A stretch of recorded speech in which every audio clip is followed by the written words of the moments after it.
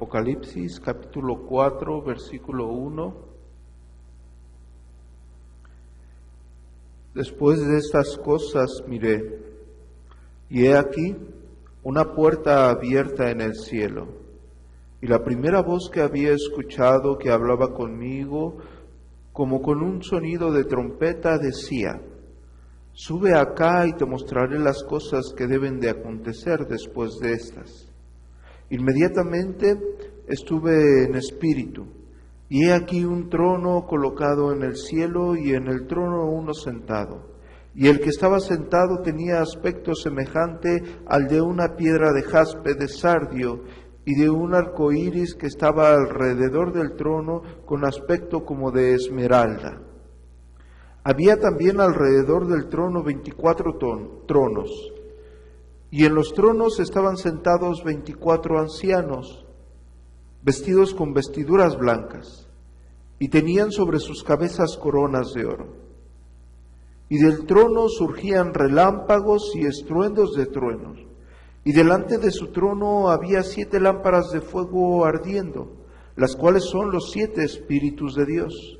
Frente al trono había como un mar de vidrio, semejante al cristal, y en medio del trono, alrededor de él y ante el trono, había 4 criaturas vivientes, llenas de ojos por delante y por detrás. La primera criatura viviente era semejante a un león.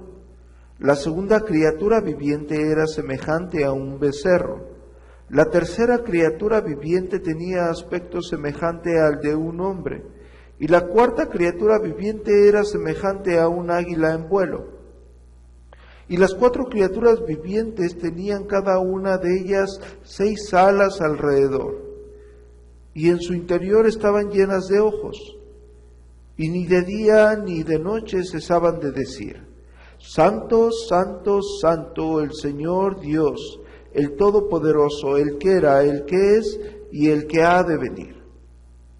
Y cuando las criaturas vivientes dan gloria, honra y acción de gracias al que está sentado en el trono, al que vive por siempre y para siempre, los 24 ancianos se postran delante del que está sentado en el trono y adoran al que vive por siempre y para siempre, poniendo sus coronas ante el trono y diciendo: Digno eres tú, Señor y Dios, nuestro Santo, de recibir la gloria, el honor y el poder, porque tú has creado todas las cosas, y por ti existen, y por tu voluntad han llegado a ser y fueron creadas. Vamos a orar. Padre, en el nombre poderoso de Jesucristo, Señor, te damos gracias porque en tu misericordia estamos el día de hoy aquí reunidos, buscando de tu santa palabra. Tuyo es el Espíritu, tuyo es el poder, tuya es la gloria, tuyos son los santos. A ti pertenece todo, Señor. Y en tu soberanía y en tu gracia imploramos misericordia para que la exposición de esta tarde sea para edificación de tu santo, Señor. Te lo pedimos en el nombre poderoso de Jesucristo, que tus santos sean edificados y crezcan en gracia, Señor, en santidad, y puedan vivir una vida que te glorifique. Te lo pedimos, Padre, en el nombre poderoso de Jesucristo. Amén. Muy bien. El texto que vamos a exponer es el versículo 1 del capítulo 4. La semana pasada concluimos ya con el capítulo 3 y hoy iniciamos el capítulo 4 y vamos a seguir con una exposición minuciosa texto por texto, y voy a dar lectura únicamente al texto que vamos a estudiar y vamos a empezar a ver lo que la Escritura verdaderamente enseña. Doy lectura al versículo 1 del capítulo 4, por favor. Después de estas cosas miré, y he aquí una puerta abierta en el cielo, Y la primera voz que había escuchado que hablaba conmigo como con sonido de trompeta decía: sube acá y te mostraré las cosas que deben de acontecer después de estas. Repito el texto, estoy leyendo la Biblia Peshita, texto en arameo, versículo 1 del capítulo 4. Después de estas cosas miré, y he aquí una puerta abierta en el cielo, y la primera voz que había escuchado, que hablaba conmigo como con sonido de trompeta, decía: sube acá y te mostraré las cosas que deben acontecer después de estas. Muy bien. Dentro de la exposición del mismo texto, o la redacción del mismo texto en el capítulo 4, si ustedes son un poco observadores, ustedes tienen que ver la relación en la cual el inicio del capítulo 4 se funda, sin dejar atrás lo que el capítulo 3 nos ha enseñado, o lo que el capítulo 2 también nos muestra, ¿no? Aquí el apóstol Juan está diciendo: después de estas cosas. El apóstol Juan está haciendo referencia a lo que ya ha sido relatado, a lo que nosotros ya expusimos texto por texto en el mensaje a las 7 iglesias. Después de que eso fue relatado, el apóstol Juan ahora empieza a redactar otra cosa. Después de estas cosas miré, y he aquí una puerta abierta en el cielo. Primero, la primera cosa que yo quiero que cada uno de ustedes tenga en mente para entrar a lo que sería nuestra segunda sección paralela, que abarca del capítulo 4 al capítulo 8, como la misma conexión del capítulo 4 con los otros capítulos y el mismo énfasis acerca de algo que ya hemos venido estudiando, no deja a un lado o hace de esta sección algo diferente. Y eso ustedes lo van a ver con la misma exposición del texto. Primero, yo quiero que ustedes tomen en cuenta que el apóstol Juan ya había tenido una visión. El apóstol Juan ya tuvo una visión en el capítulo 1, y después de tener esa visión en el capítulo 1, se le pide que escriba las cosas que son, que han de ser, y después de eso se le redacta el mensaje a las 7 iglesias. Pero el mismo mensaje del Apocalipsis no tiene una división interna.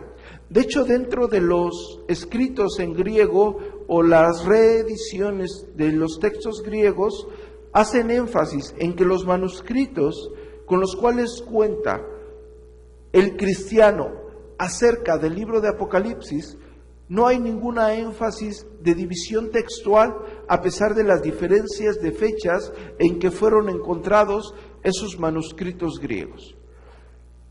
Entonces, la unión principal del apóstol Juan se entiende como esto. El apóstol Juan está en la isla de Patmos. En la isla de Patmos, el apóstol Juan escucha una voz como con sonido de trompeta. En el capítulo 4 está diciendo que la primera voz que había escuchado, que hablaba con él, le dice que suba. En el capítulo 1 escucha la voz como con sonido de trompeta, una voz de alerta. El apóstol Juan tenía en cuenta, estamos frente a literatura apocalíptica. Termina una primer sesión de visiones, pero no hay una diferencia de tiempo entre lo redactado en el mensaje a las 7 iglesias con lo que está a punto de acontecer. Es decir, el apóstol Juan, después de recibir el mensaje a las 7 iglesias, vuelve a su estado normal y ahora dice: después de estas cosas, después de lo que ya hablamos, después de lo que ya expusimos, después del mensaje a las 7 iglesias, después de lo que está en el capítulo 1, miré, él dice que vio, y he aquí una puerta en el cielo. El apóstol Juan tiene otra visión. El apóstol Juan ahora ve una puerta en el cielo. No es la primera persona que ha tenido una visión acerca de lo mismo, y quiero que todos ustedes me acompañen al libro de Ezequiel.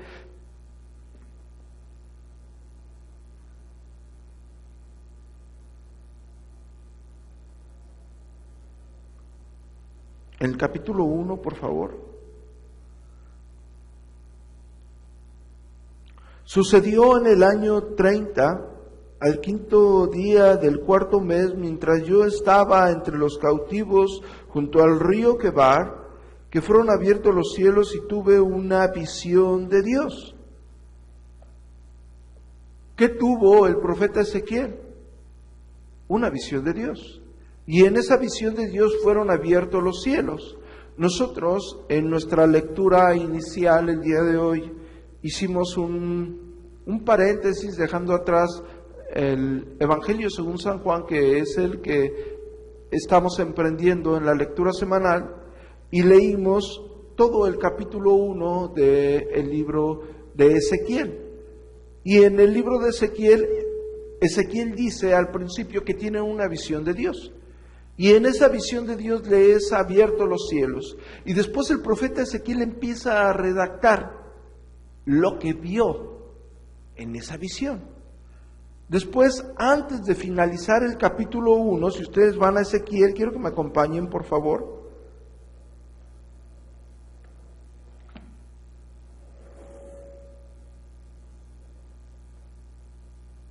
Ya están en el capítulo 1. Ahora quiero que me acompañen al versículo 28, que es el penúltimo versículo del capítulo 1, y dice: como la apariencia del arco iris que aparece entre las nubes en un día lluvioso, así era la apariencia del resplandor alrededor de sí. Y después dice: y así era la forma de la semejanza de la gloria, ¿de qué? De Yahvé. Él concluye diciendo, o en resumen, qué era lo que significaba su visión. No, la Escritura no nos da pie a que nosotros podamos aislar lo que la misma Escritura está enseñando que es. Si ustedes se dieron cuenta en nuestra lectura de Ezequiel capítulo 1, versículo 1, y en la lectura de Apocalipsis capítulo 4, desde el versículo 1, ustedes se darán cuenta que hay una similitud en la visión. ¿Ustedes lograron ver esa similitud? Hay una similitud de lo que ellos están viendo. Ahora Ezequiel está diciendo que lo que él vio, la visión que él vio, no es sino la semejanza. Él enfatiza que es la semejanza. No aclara, no se puede describir de una forma puntual la gloria de Dios. Vamos a encontrar en toda la Escritura, usando analogías, con el fin de establecer lo majestuoso de su gloria, lo majestuoso que es Dios. El apóstol Juan tiene otra visión. Pero la visión que tiene el profeta Ezequiel y la visión que tiene el profeta Juan, si ustedes se dan cuenta, no difiere en nada. La describen desde su mismo punto de vista, inspirados divinamente, y su gramática claramente es distinta, pero es la misma visión. Están usando diferentes palabras en diferente tiempo, pero es la misma visión. Juan dice que después de ver esas cosas, después del mensaje a las 7 iglesias, dice el apóstol Juan que miró, y he aquí una puerta abierta en el cielo. Aquí quiero hacer un énfasis. Lo que va a empezar a suceder de aquí en adelante va a tomar otro rumbo. En el capítulo 2 y en el capítulo 3, el mensaje a las 7 iglesias es la perspectiva terrenal de Dios, del hombre ante Dios y de la visualización de lo que estaba ocurriendo con el hombre en la tierra con respecto al cristianismo. Ahora lo que se va a empezar a narrar a partir del capítulo 4 ya no tiene la perspectiva terrenal. En el capítulo 2 y 3, que es el mensaje a las 7 iglesias, se ve o se enfoca el estado de los cristianos que estaban en aquella época. Cristianos que habían perdido su primer amor. Cristianos hipócritas. Cristianos que no son fríos ni calientes, sino tibios. Pero también había cristianos fieles. Pero también había cristianos que estaban siendo seducidos por falsas doctrinas y siendo incitados a la fornicación. Y si ustedes se dan cuenta, en el mensaje a las 7 iglesias que ya expusimos, a todos se les demanda arrepentimiento. Y se extiende la benevolencia de Dios, la misericordia de Dios. Después del arrepentimiento, el acogimiento del Dios Padre, Señor Dios Todopoderoso, a aquella persona que reconozca su pecado y se arrepienta y se aparte de él y se vuelva a los caminos de Dios. Básicamente es el mensaje de un Dios que los veía perfectamente, porque en cada mensaje les dice: yo conozco tus obras, que tienes nombre de que vives, pero estás muerto. Sé vigilante y afirma las otras cosas que están por morir, porque si no, bueno, empieza a redactar. Pero el hecho está en el inicio de cada mensaje a las 7 iglesias. Se quiere afirmar y se establece directamente que Dios tiene el perfecto conocimiento de lo que cada creyente está viviendo en cada etapa de su vida. Un énfasis a reconocer que Dios no puede ser burlado bajo ninguna circunstancia.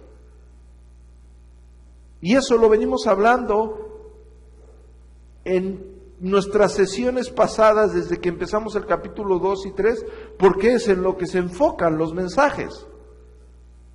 Mensajes confrontadores,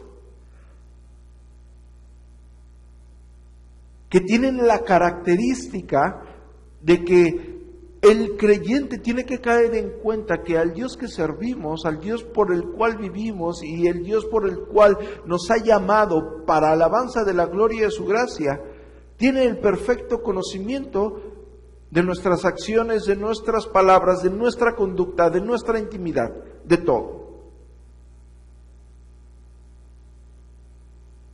Si la persona, el creyente, persiste en un área, en una práctica pecaminosa,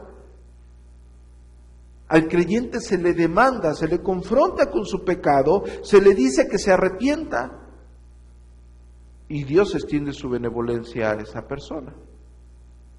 Si el cristiano ha sido fiel y permanece en la fidelidad, Dios le conforta.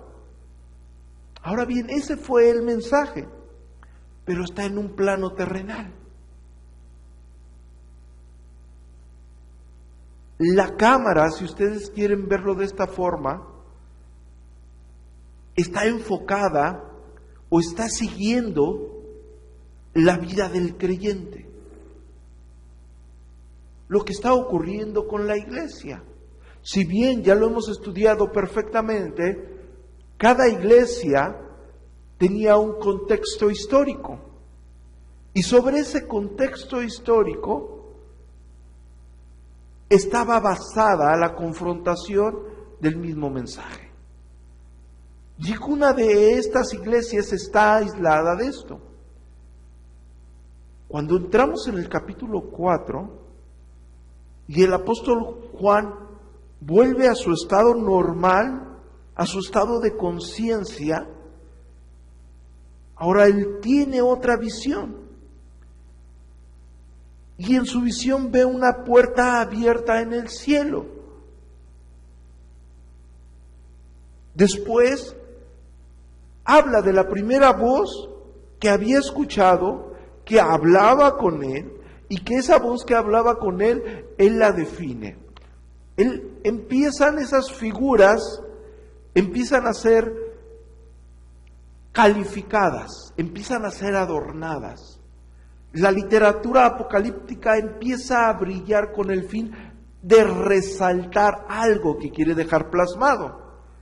Y él define esa voz como un sonido de trompeta. Si ustedes recuerdan, cuando vamos a Éxodo en el capítulo 19 y en el capítulo 20, antes de recibir el decálogo, se oye una voz como sonido de trompeta. Ahora, es conocido en todo el Antiguo Testamento, sin detenernos a esto, pero es conocido que en el Antiguo Testamento que cuando suena la trompeta es una voz de alerta, es un llamado a la batalla. Es un llamado que las personas tenían que prestar atención cuando la trompeta sonaba. Las figuras empiezan a resonar, las figuras empiezan a tomar parte, empiezan a formar lo que tiene que ser. Es imposible que alguien que estudie seriamente el libro de Apocalipsis empiece a tomar todas las cosas literales. Porque si no, todos nosotros estaríamos diciendo ahorita que hay un trono literal en el cielo. Y que al lado de ese trono literal hay 24 tronos literales. Las figuras tienen que empezar a reflejar lo que el mismo apóstol Juan quiere decir. Aclaro, por una visión. El apóstol Juan está siendo inspirado y está siendo guiado al redactar el texto. Pero el apóstol Juan tuvo una visión, la misma visión o semejante a la visión de Ezequiel en el capítulo 1, en todo el capítulo 1. Y aclaro, en los últimos versículos él dice, y esta es la semejanza de la gloria de Yahvé. No me da pie para que yo interprete otra cosa, sino que es la gloria de Yahvé, y la gloria de Yahvé tiene que ver muchas cosas. Estamos hablando del carácter mismo de Dios. Estamos hablando de su inmutabilidad, estamos hablando de su soberanía, estamos hablando de su santidad, estamos hablando de su poderío, estamos hablando de la gloria de Yahvé. Ahora, el apóstol Juan vuelve a su estado normal, mira, y lo que él ve es una puerta abierta en el cielo. Y escucha la primera voz. Después de escuchar esa primera voz, que la define como con un sonido de trompeta, recalco que es la voz, lo recalco porque él lo recalca. Es decir, el apóstol Juan no iba escuchando voces por aquí y por allá. Él dice y aclara que es la primera voz que escucha, que había escuchado, que hablaba conmigo con sonido de trompeta. Esa voz le dice algo. Sube acá y te mostraré las cosas que deben acontecer después de estas. Ahora bien, yo quiero primero que me acompañen a 2 de Corintios en el capítulo 12, por favor.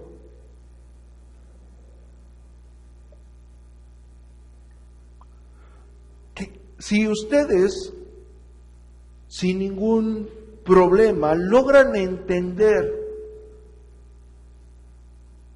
la visión, el hecho de lo que es tener una visión o que ellos hayan tenido una visión, ustedes van a entender todo el desarrollo de los siguientes capítulos del libro de Apocalipsis.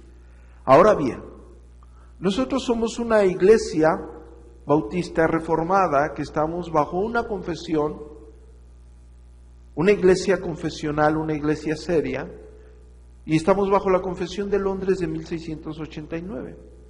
Escuchen esto, todos los cristianos ortodoxos, ¿sí?, son cesacionistas.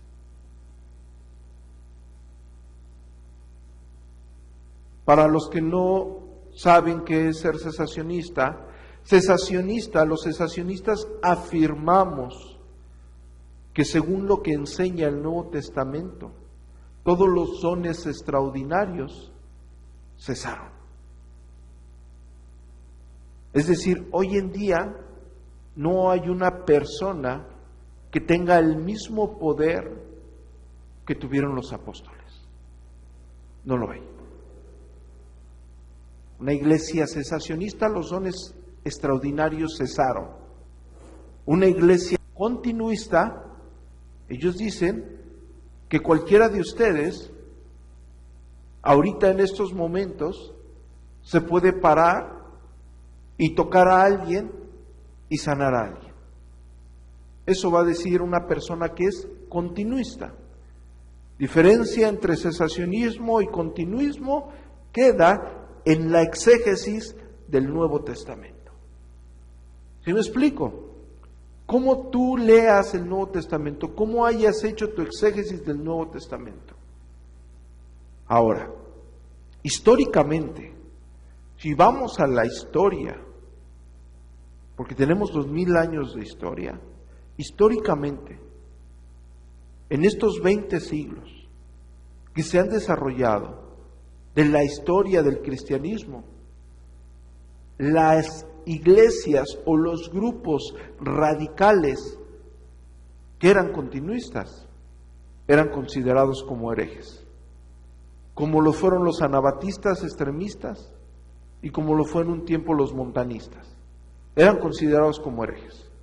Hoy en día, y lo digo con todo el amor y el respeto que todo se merece, pero con la certeza de que yo no soy llamado para agradar al ser humano, sino para enseñar lo que la Escritura dice verdaderamente.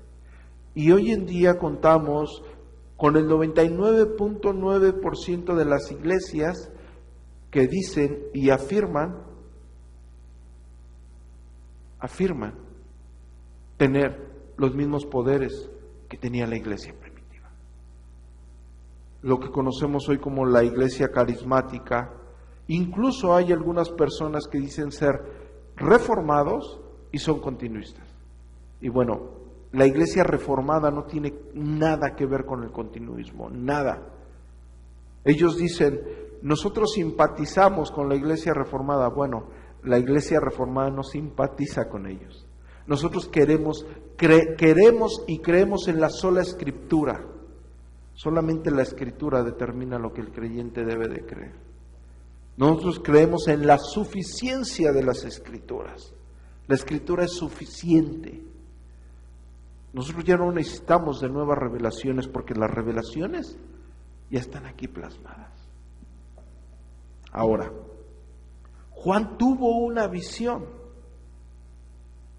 El canon aún no se cerraba.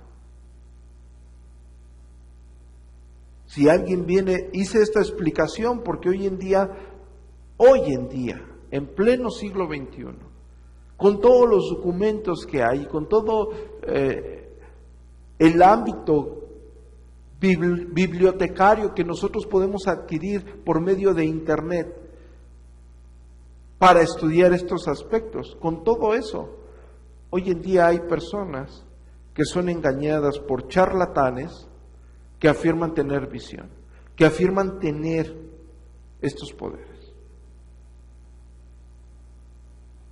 El apóstol Juan lo tuvo. El apóstol Juan. lo tuvo como una visión. Pero la visión era clara y específica. ¿Para qué? Para que anotara algo que le estaba siendo revelado cuando el canon aún no se cerraba. Cuando el canon aún no se cerraba. Una visión semejante la tuvo Ezequiel en el capítulo 1.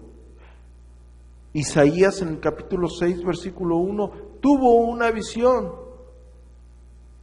Y después de ver esa visión, que repito y recalco, hablando de la gloria de Yahvé, que representa todo el carácter de Dios mismo, la santidad, soberanía, inmutabilidad, todo su poderío, Isaías dice: ay de mí, que soy de labios inmundos y habito en un pueblo de labios inmundos. Claro, ves la santidad de Dios, ves la soberanía de Dios, ves el poder de Dios, y tú vas a ver tu miseria.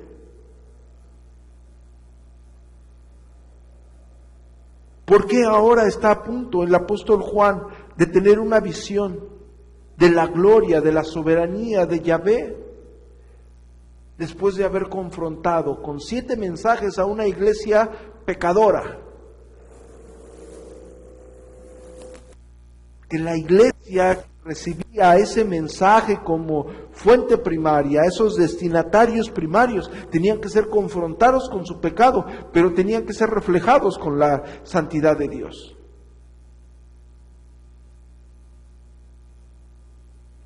Yo estoy seguro que la mayoría de ustedes hoy se peinaron y se bañaron. Espero que así haya sido. Cuando ustedes estaban arreglándose en el baño, ustedes pueden ver, cuando terminaron de arreglarse, lo que la gente ve de ustedes. Repito, cuando ustedes terminaron de arreglarse, ya bañados, planchados, ropa nueva, y antes de salir y se miran al espejo, lo que ustedes están viendo es lo que la gente ve de ustedes. Una persona bien vestida, a lo mejor si tienen buenos modales, una persona bien comportada. Pero eso no es lo que Dios ve de cada uno de nosotros. Porque Dios nos conoce en la intimidad.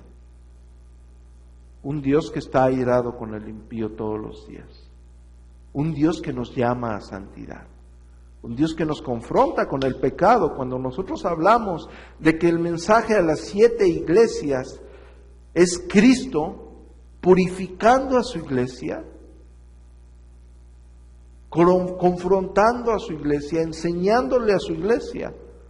Estamos hablando que es una iglesia a la cual se le ha otorgado un privilegio por gracia, pero un privilegio eterno. Y ese privilegio por gracia tiene que ser cuidado y tiene que ser exhortado. Ahora, ellos tuvieron una visión de esa gloria.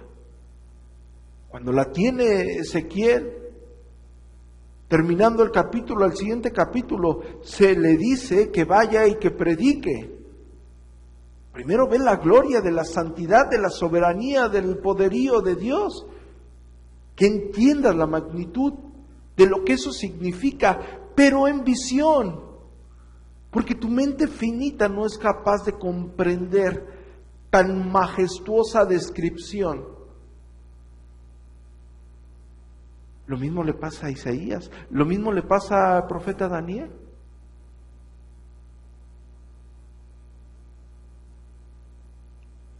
Ahora, Juan lo ve póster al haber confrontado a la iglesia. Y ese mensaje iba a llegar a la iglesia. Después de ser confrontado con tu pecado, después de decirle a una iglesia, tienes nombre de que vives, pero estás muerto, eres un hipócrita. Tenían que entender la gloria de Dios. ¿A cuál Dios fuimos llamados a adorar?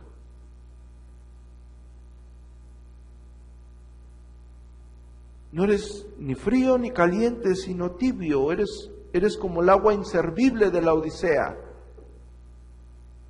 Pero después tenían que entender que al Dios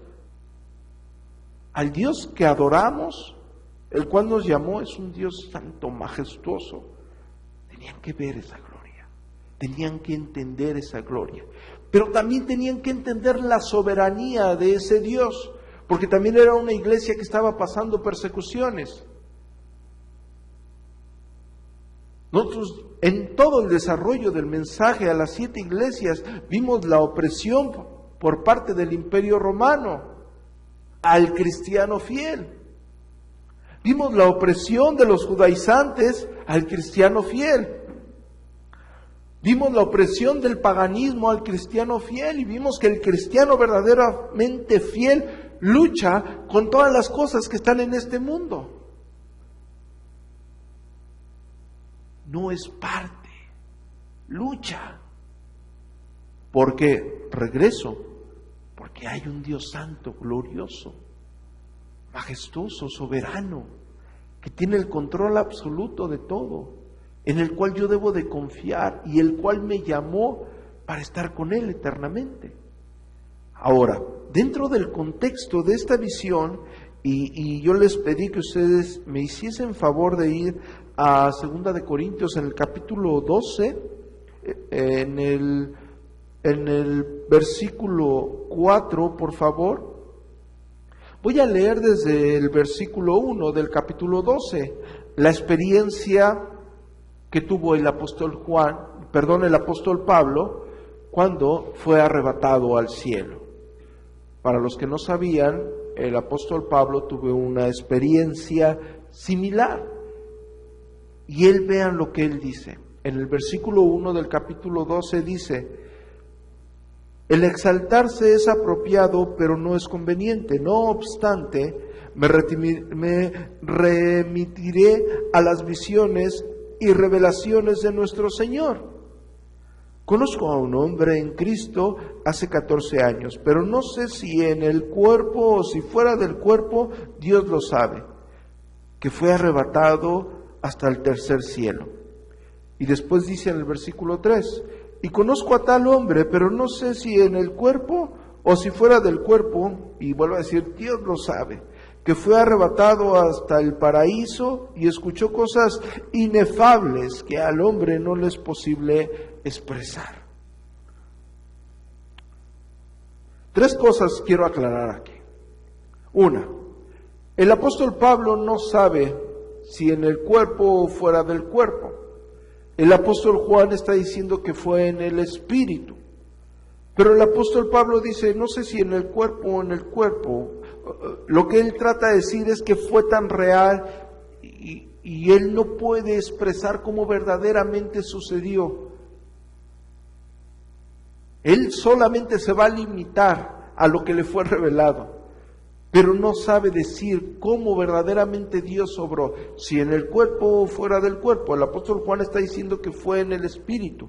Eso quiere decir que una visión puede ser tan real, pero es una visión plasmada en literatura apocalíptica. Estoy hablando de lo que el apóstol Juan está redactando en el libro de Apocalipsis. Segunda cosa quiero afirmar de este texto, que en alguna ocasión hubo algunas confusiones sobre algunas enseñanzas que venían arrastrando y decían que una cosa es el cielo y una cosa el tercer cielo y una cosa en el seno de Abraham. No, aquí está diciendo primero el tercer cielo y después dice el cielo, seno de Abraham es lo mismo.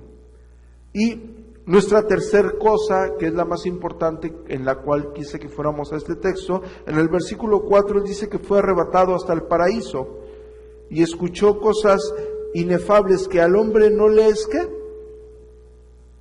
Posible. No le es posible expresar.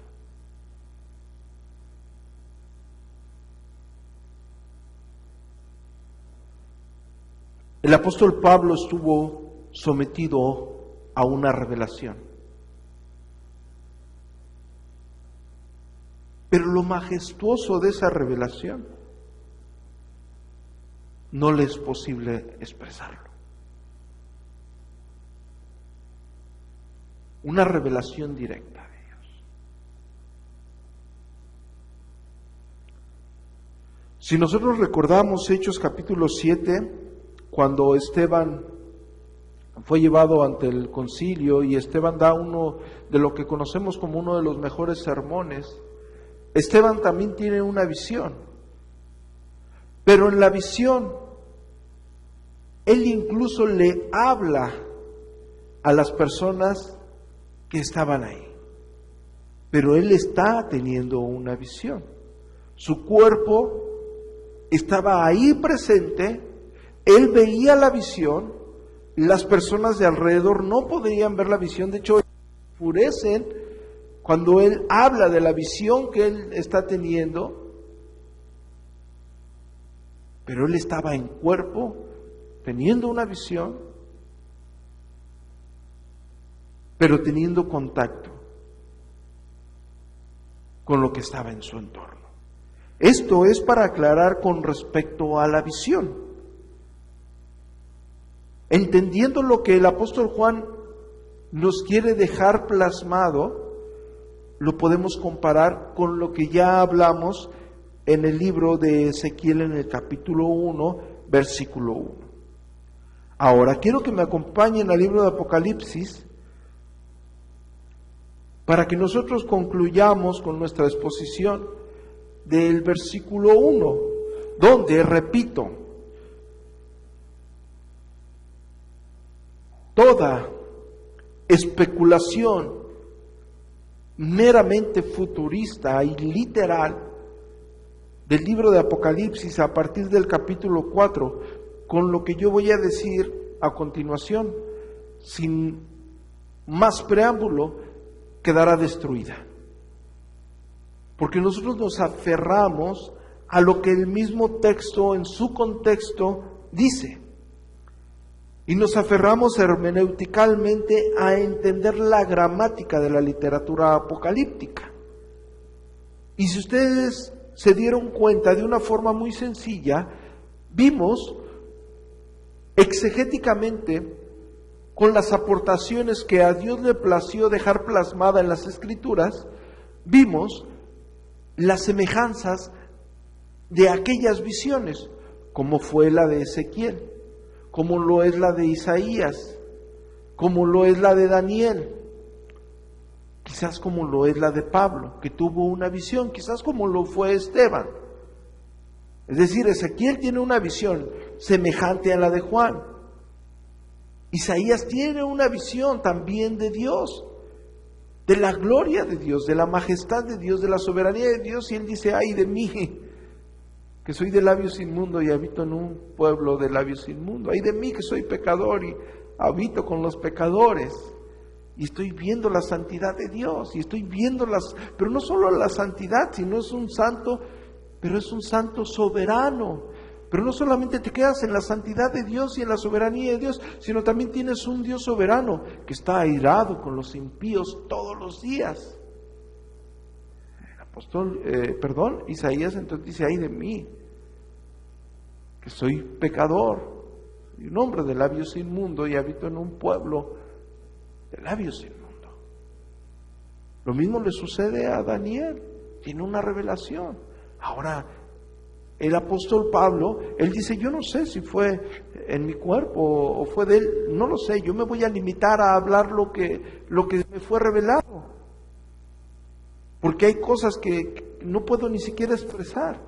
Él está diciendo y está hablando el erudito más grande, que, lejos de hablar de la gloria de nuestro Señor Jesucristo, pero terrenalmente hablando, el apóstol Pablo, el erudito más grande que ha pisado esta tierra, instruido por Gamaliel. Y él está diciendo: no sé si fue yo en mi cuerpo o fuera de mi cuerpo, no sé, pero yo me voy a limitar a hablar lo que me fue delegado hablar, porque hay cosas que yo no puedo expresar, hay cosas que no se pueden expresar. Esteban está está en el concilio y Esteban ve una visión, pero está alrededor las personas. Él redacta su visión y las personas se enfurecen. Pero las personas no pudieron ver esa visión. Eso es comparar exegéticamente para tener en cuenta lo que el apóstol Juan por lo que el apóstol Juan está pasando, para nosotros poder entender los siguientes textos.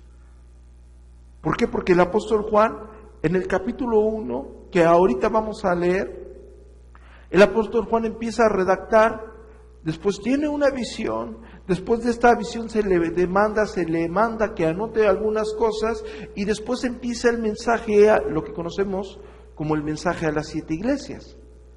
Empiezan 2 capítulos, pero sigue corriendo en el tiempo del hombre lo que el apóstol Juan estaba pasando, lo que el apóstol Juan quiere redactar, lo que al apóstol Juan se le está otorgando para dejar plasmado. Después cae en un estado normal, vuelve a su estado natural y ahora ve la puerta abierta en el cielo. Y después de ver la puerta abierta en el cielo, vuelve a escuchar aquella voz que le habló al principio. Y él aclara como con sonido de trompeta, es decir, había una alerta a la que se le estaba dando, la cual él tenía que atender. Y después de que escucha esa voz dice, escuchen, sube acá. Palabra clave, sube acá y te mostraré las cosas que deben acontecer después de estas. Cuando se le está diciendo sube acá, la perspectiva ahora cambia. Ahora ya no están las cosas. Dios, ¿cómo ve al ser humano? ¿Cómo ve el pecado del ser humano? ¿Cómo ve la situación del ser humano? De Dios todopoderoso, omnisciente, omnipotente, que todo lo sabe, que todo lo ve, que todo lo puede, confrontando a su iglesia, que ve perfectamente el pecado de la iglesia. Ahora cambia. Ahora el apóstol Juan está siendo invitado a subir al cielo. Voy a adelantar, pero no lo vamos a estudiar hoy. En la siguiente semana, él dice después en el versículo 2, inmediatamente estuve en el Espíritu, cuando se le invita a subir. ¿Sí? Ahora él tiene una visión. Esa visión ve la puerta abierta en el cielo. Con respecto a las visiones, vimos lo que vimos la experiencia de Ezequiel. Con respecto a las visiones, vimos la experiencia de Isaías, vimos la experiencia de Daniel, vimos la experiencia del apóstol Pablo, vimos la experiencia de Esteban. El punto aquí es, sube acá. Él va a subir. Ahora va a cambiar, si lo quieren ver esto como una cinta cinematográfica, ahora va a cambiar la perspectiva. Ahora todo se va a empezar a narrar desde el cielo. Él narró lo que ocurría con las iglesias, bajo un contexto que nosotros vimos detalladamente, contexto histórico que tienen las iglesias. Si el mensaje a las 7 iglesias no se estudia a fondo, los capítulos siguientes van a ser un completo desastre. Esas iglesias tenían un contexto, y el contexto es un contexto pecaminoso, un contexto que no honraba a Dios. Eran pocas las iglesias fieles. Pero ese contexto pecaminoso que no honraba a Dios, Dios extendía su benevolencia, llamando a aquellas personas al arrepentimiento. Ahora está diciendo, sube acá, y después dice, y te mostraré las cosas que deben acontecer después de estas.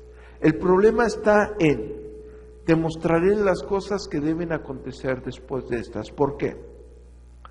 Para algunos que no están relacionados y para otros que tienen un poquito de entendimiento de esto, este tipo de pasajes los usan las personas que fueron inclinadas por vamos a llamarle nueva propuesta escatológica, como lo es la del dispensacionalismo, que no tiene más de 2 siglos. Entonces ellos dicen que el mensaje a las 7 iglesias termina la perspectiva de la iglesia porque la iglesia ya no es mencionada, según ellos. después del capítulo 3, es decir, iniciando el capítulo 4.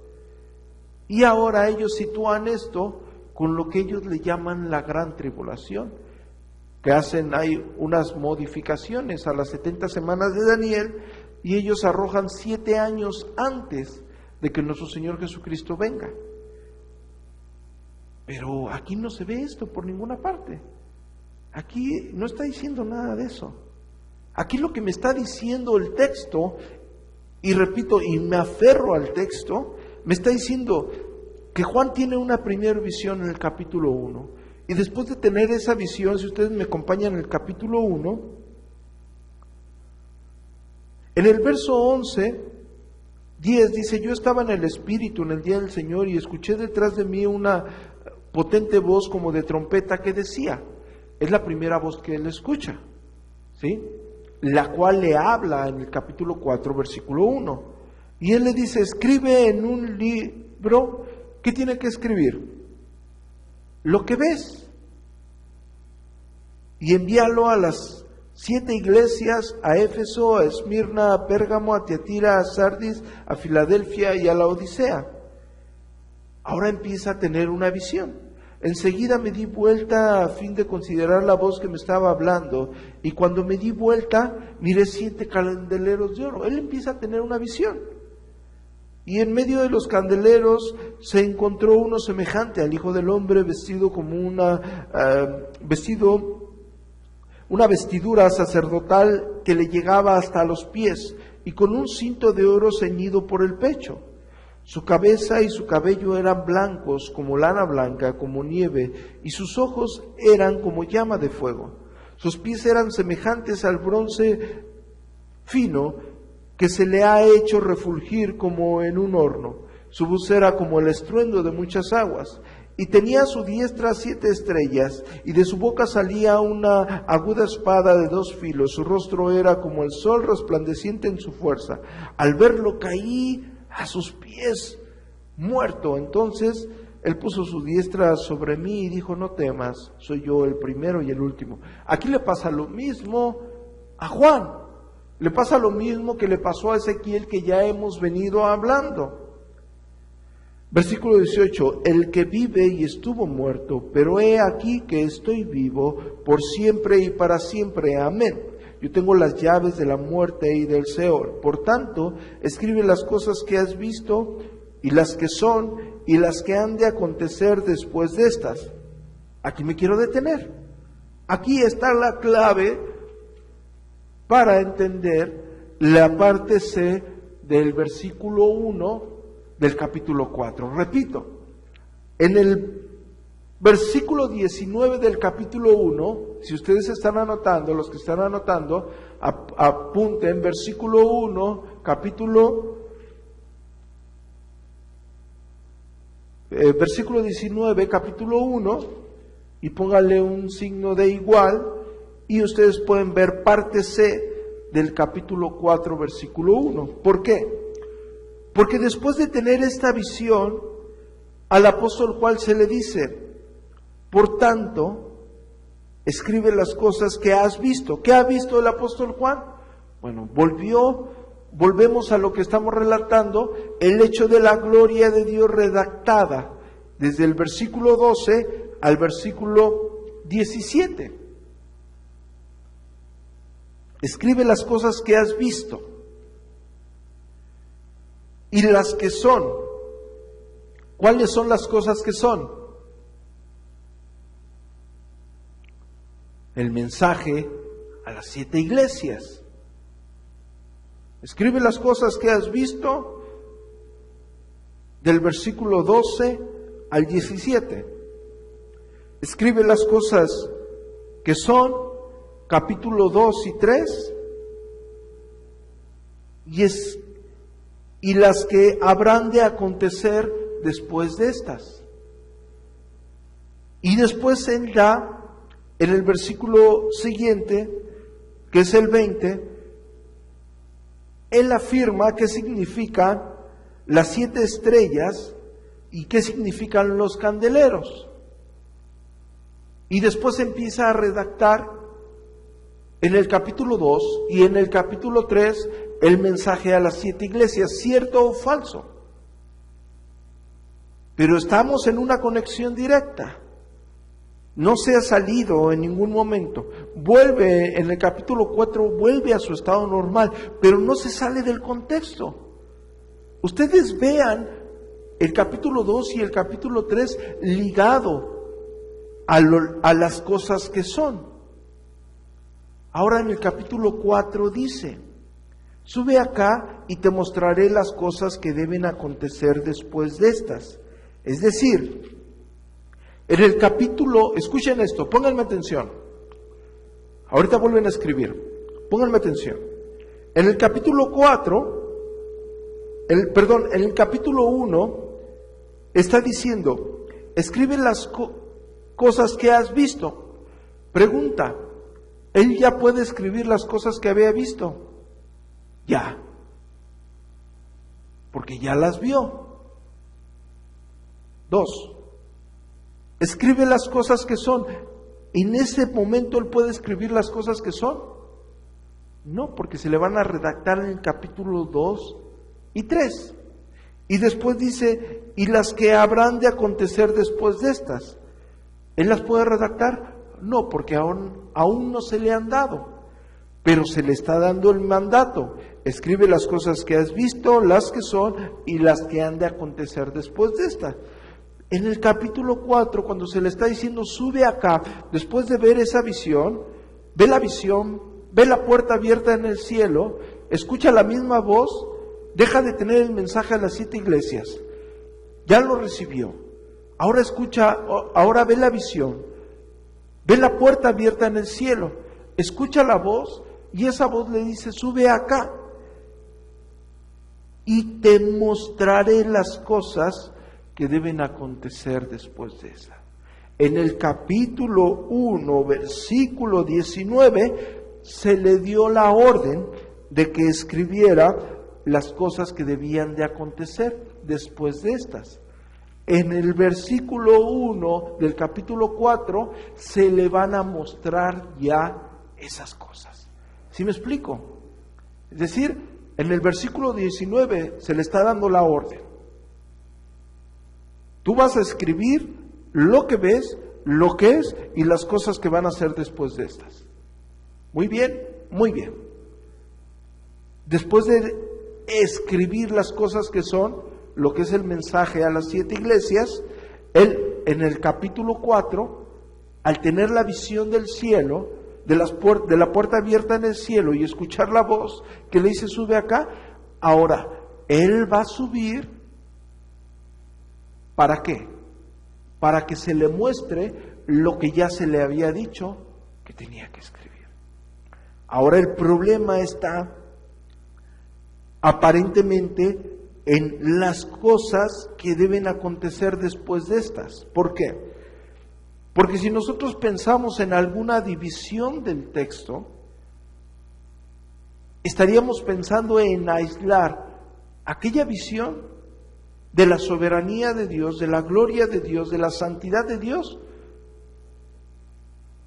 con lo que estaba aconteciendo y con lo que acontece en cualquier momento con la iglesia. Estarías aislando la visión gloriosa de la soberanía de Dios con la redacción del mensaje a las 7 iglesias.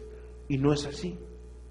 El mensaje a las 7 iglesias es el escenario con el cual se desarrolla el libro de Apocalipsis. Si Ezequiel tuvo una visión similar a esta, si Isaías tuvo una visión similar a esta, eso quiere decir que esa visión no es posterior a una fecha ligada a los últimos tiempos, hablando literalmente. No es una fecha ligada a un periodo de tiempo antes de que venga nuestro Señor Jesucristo, sino es un periodo que abarca todo el tiempo en el cual la iglesia esté aquí en la tierra.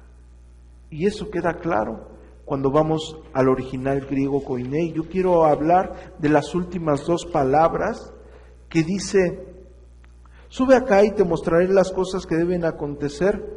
Y dice, después de estas. Las palabras en el griego koiné que está usando para decir después de estas es meta tauta. Repito, meta tauta. Pero la palabra que tendríamos que profundizar es después. Porque si después está desligado cronológicamente, es decir, en el tiempo humano, escuchen este análisis, en el tiempo humano, yo digo, hoy voy a leer el libro del Evangelio según San Juan, y después saldré a visitar a un hermano. Yo no puedo hacer las dos cosas al mismo tiempo según mi gramática. Sí puedo ir leyendo el Evangelio según San Juan y estar con el hermano, pero no estaría en mi gramática hacer lo mismo, porque yo diría mejor, voy a estar leyendo el Evangelio según San Juan mientras visito a mi hermano. Eso es en la gramática del castellano, eso es en la gramática de nuestro español, no así con el griego koiné. Cuando yo estaba haciendo esto, tuve que ir a varios diccionarios, pero claro, uno de los más conocidos y que tienen más fuerza, por decirlo así, y es mayor aceptado, ustedes lo han de conocer, es el diccionario Barclay Newman, que es en griego, pero es griego-inglés. Ahora, dentro de lo que conocemos nosotros de paleografía y el criticismo textual, y reconocemos al Nestle Aland como uno de los mejores trabajos del griego koiné, sin dejar a un lado el trabajo del Textus Receptus, pero incluyendo lo que conocemos como el Westcott y Holtz,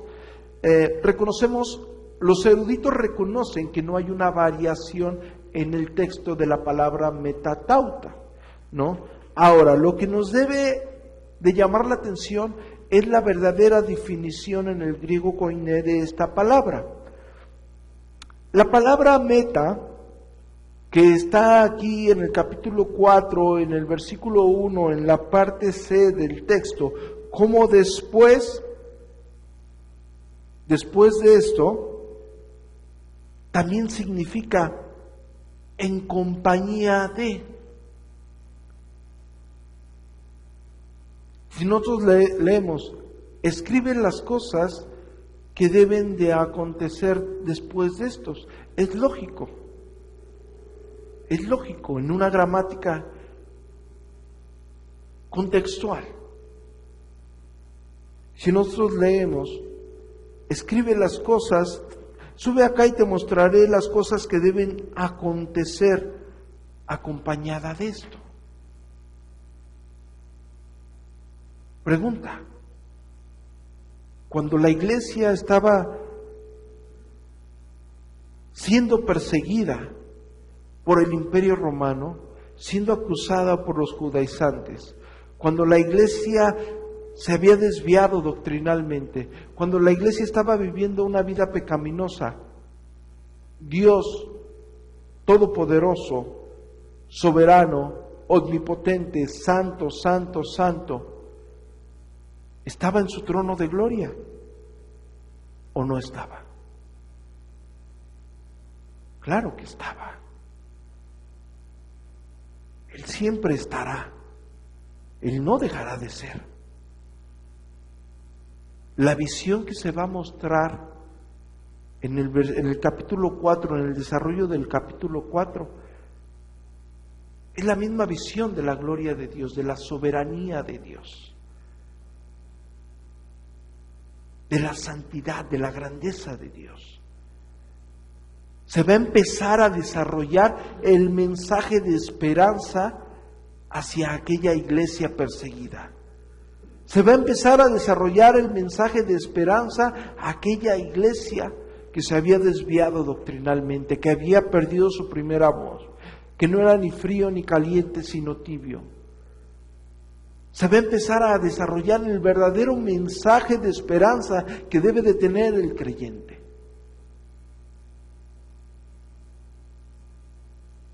Porque nosotros esperamos en ese Dios vivo. Y la iglesia que estaba siendo perseguida, aquella iglesia que estaba siendo martirizada, aquella iglesia que estaba siendo devorada por fieras, tenía que tener en cuenta que el Dios soberano que los llamó tiene el control absoluto de todas las cosas. Porque era una iglesia que estaba padeciendo. Padecía por parte del imperio, padecía por parte del César, padecía por parte del paganismo, padecía por parte del gnosticismo, padecía por parte del judaizante, padecía por parte de falsos hermanos. Pero Dios estaba en completo control de todas las cosas.